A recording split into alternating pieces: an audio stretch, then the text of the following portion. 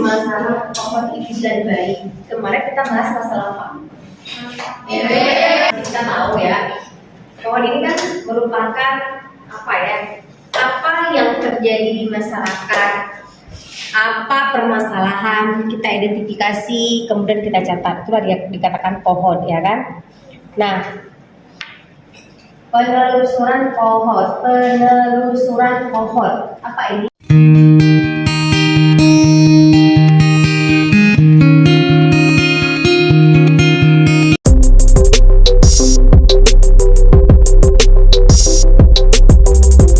Apa kabar semuanya hari ini?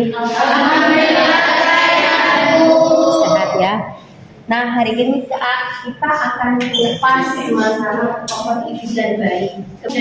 Seperti kita tahu ya, pohon ini kan merupakan apa ya? Apa yang terjadi di masyarakat, apa permasalahan kita identifikasi, kemudian kita catat. Itulah dia dikatakan pohon, ya kan?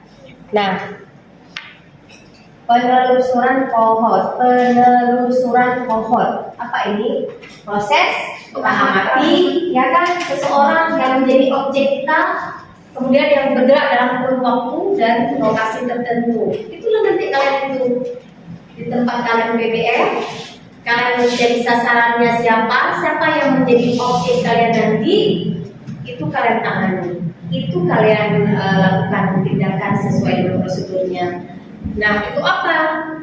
Mengidentifikasi kasus atau masalah secara individu selama masa hamil, nifas, neonatus, bayi dan balita. Yang ditelusuri adalah perkembangan kesehatan, ya kan? Intinya kita harus bisa memberikan konseling bersifat individu, kemudian penyuluhan bersifat ke kelompok. Ada di situ KIE, komunikasi, edukasi dan informasi yang kita berikan. Ingat, masa hamil itu merupakan masa emas. 1000 hari apa itu? 1000 hari kelahiran. Apa? Enggak pernah ini tahu. Golden egg. Iya, merupakan masa keemasan. Ya kan? 1000 hari kehamilan, tahu kan? Dia dikatakan selama hamil 200 berapa hari? 70 hari ditambah dengan balita, dari dia lahir sampai dia 2 tahun berapa hari ya? 730 hari.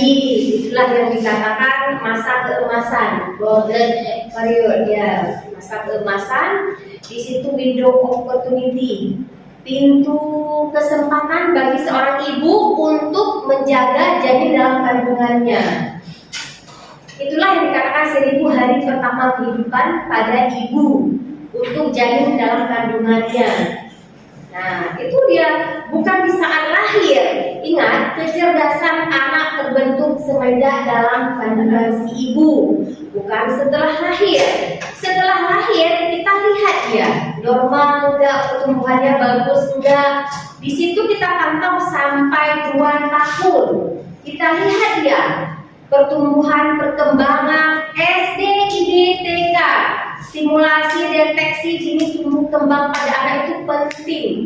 Dari dia lahir sampai usia 72 bulan, 5 tahun, itu sangat penting. Itu masa emas. Kalau ada penyimpangan, permasalahan, itu kita bisa langsung screening awal.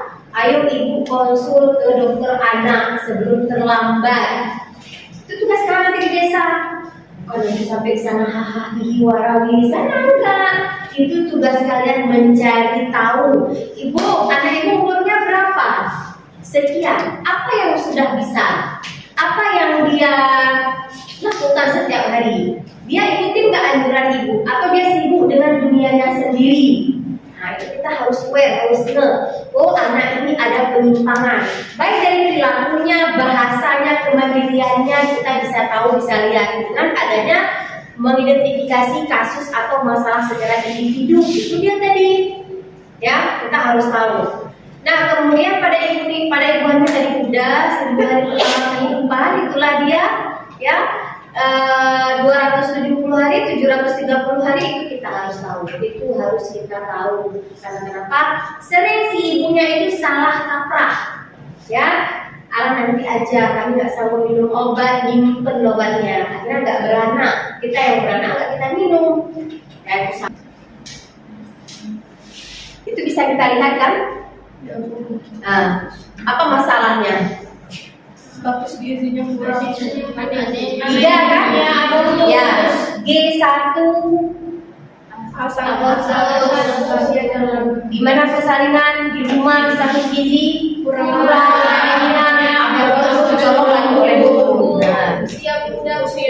usia juga muda. Rencana tindak lanjut, kunjungan ke rumah segera, perbaiki status gizi, ya, libatkan masyarakat untuk mendukung anemia, berikan tablet FE, konseling, tunda kehamilan, libatkan suami sampai usia 20 tahun dan status gizi baik. Itu contoh kasus yang sangat-sangat mendasar.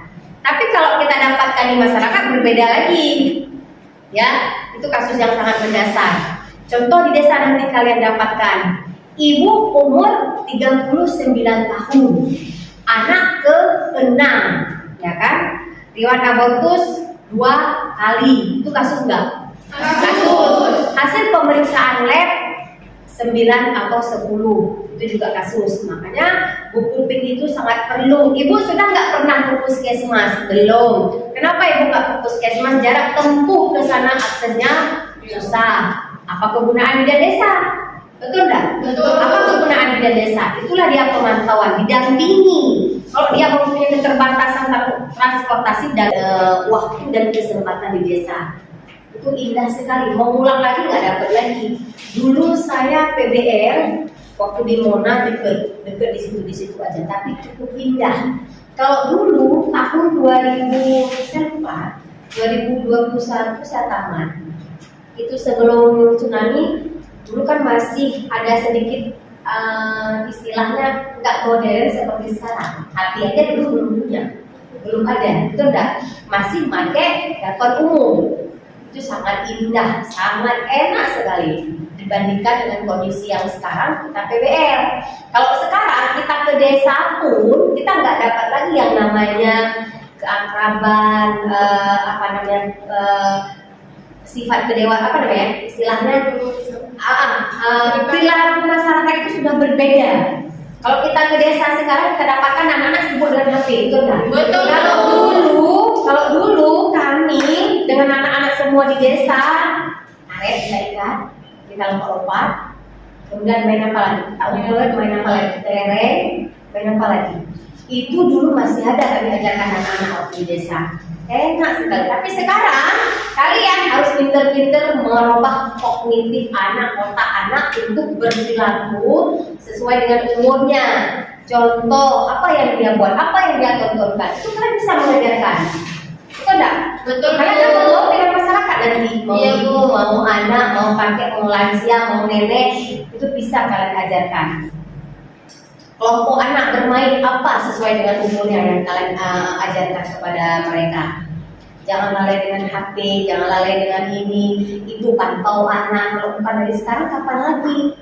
Kalau bukan kita, siapa lagi? Betul nggak? Nah, itu penting. Sebenarnya kan tugas kita itu bukan hanya menyangkut dengan kebidanan. Kalau kita melihat secara umum, semua masuk. Kalau kita aware, kalau kita peduli. Tapi kalau kita nggak peduli, ya segitu-gitu aja sih. Udah kan kalau bisa tapi enggak, kalau yang namanya kita rasa itu ada, dapatkan. Kemudian jangan lupa kalian jelaskan, Bu, apa manfaat dan kegunaan dari asam folat? Tahu nggak kegunaan dari asam folat? Tahu?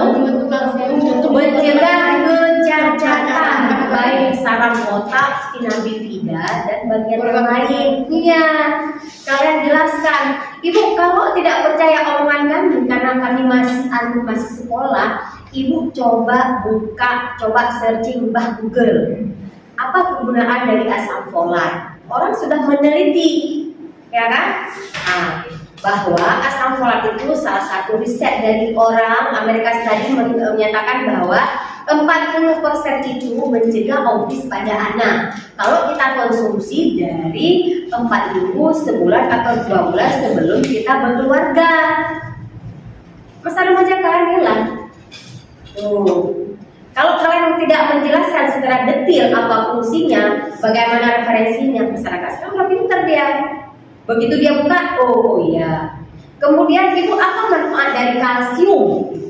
Mencegah osteoporosis pada si ibu dan merangsang pertumbuhan tulang gigi pada bayi.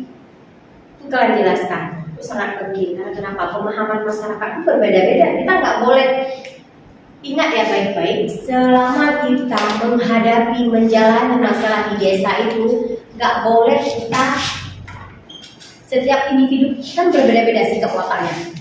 Satu yang kalian hadapi cuek, nggak peduli.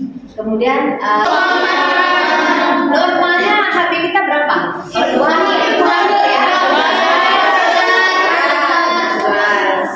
Kalau ibu hamil itu normalnya 11. Kalau kita nggak hamil 12, 13 ya kan? Kalau hamil ya susah terbentuk sel darah merah karena dia berbagi dengan janin dalam kandungan. Tuh, berarti apa permasalahan di sini? Ibu, ayo tablet FE-nya dikonsumsi sehari sekali. Ingat baik-baik, ibu hindari yang namanya minuman yang mengambil zat besi apa? Tuh, dia mengambil zat besi, ya kan? Simple aja dia. Intinya apa yang dia butuhkan itu yang kita berikan. Coba apa yang bisa kita ambil? Potensi bu.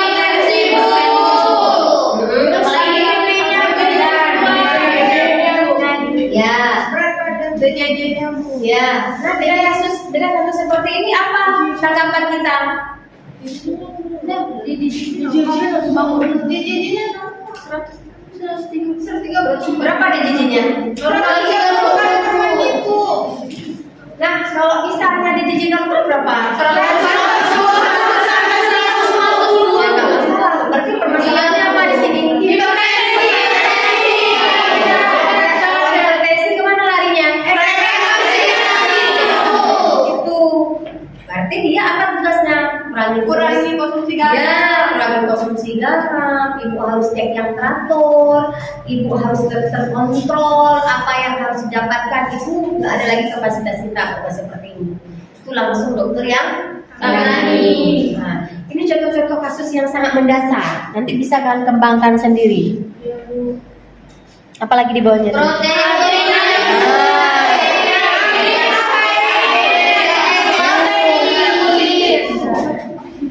Nah itu dia, nggak apa-apa, semangat, luar biasa kan semangat, ya. Tuh. Oke, udah ya. Apa sih kohort? Apa yang harus kita lakukan? Apa yang harus kita buat? Dengan adanya kohort yang kita data itu simple kali. Kita memang kohort yang kita pegang. Boleh juga kita bilang bu kalau kohort itu data subjektif dan objektif. Bisa, ya kan hasil dari pengkajian kan? Bu, ini kan kita kan kalau misalnya lagi ini kan mencari data gitu kan. Jadi seandainya di suatu desa ini kasus abortusnya itu banyak, cuman ibunya ini, ibu-ibu di desa itu nggak mau bilang kalau dia tuh pernah abortus. Iya, itu sering. Iya, itu sering. Sebenarnya bukan bohong. Udah, lanjut lagi. Udah. Itu bagaimana bu? Yang ruginya masyarakat itu sendiri atau tenaga kesehatan yang nggak dapat kasus itu kan gunanya itu kan untuk memecahkan masalah. Iya, itu sering pemahaman mereka seperti saya katakan tadi. Setiap individu di desa perilaku, pemahaman, pemikirannya berbeda. Mereka menganggap kalau udah abortus sudah mati sudah nggak anggap lagi. Betul nggak? Nah, udah masuk ininya. Mana? Udah kasih kalian lihat. Yang rugi tidak menceritakan riwayat dia, karena dengan dasar riwayat itu kita bisa jelaskan ke dia kalau dia hamil lagi ke depannya apa resikonya, apa permasalahannya. Disitulah di masa nifas kita tangkap, ayo dia untuk berkabeh. Itu dia. Nah, sebenarnya Dibilang kita rugi, enggak. Dibilang masyarakat rugi, iya. Itu dia, ya kan? Karena kita nggak bisa identifikasi permasalahan dia, tidak bisa mengkaji. Kemudian kita dapat informasi dia nggak lengkap. Ada lagi? Bagus pertanyaan. Sebenarnya kalian itu nanti di saat praktek PBL di lapangan itu, pas kalian turun, kalian pasti menyesuaikan dengan keadaan setempat. Pasti kalian bisa beradaptasi. Bagaimana si A, si B, si C, bagaimana cara masuknya, bagaimana cara menghadapinya, itu pasti bisa. Mudah sekali, gampang kali itu. Kenapa? Itu semua tergantung dari diri kita. Kalau itu niat dulu nih, ini niatnya mau ngapain? Kalau mau jalan-jalan aja, mau udah habis duit ini lagi jalan-jalan, masih dibikin aja itu jangan. Saya waktu selesaikan. Nanti waktu kita mau PBL lagi tak terulang lagi. Kita waktu masa kecil indah dulu bisa nggak kita ulang lagi? Nggak bisa. Karena kepingan ya, teringat masa lalu. Begitu juga pas kalian PBL nanti, ya. Oke, ada lagi pertanyaannya? Mau nanya tentang asam folat tadi. Ada nggak Bu kasus yang apa itu kelebihan maupun konsumsi asam folat? Nah, kalau kelebihan dari konsumsi asam folat itu, kalau kita sudah menjelaskan penggunaan dari asam folat dan dikonsumsi sampai umur 4 bulan, kemudian kelebihan dari konsumsi asam folat menimbulkan resiko ya terhadap ibunya atau bayinya itu nggak ada resiko dia. Biasanya dianjurkan oleh petugas itu sesuai dengan kebutuhan. Contoh konsumsi asam folat sampai umur kehamilan 16 minggu, ya kan 4 bulan.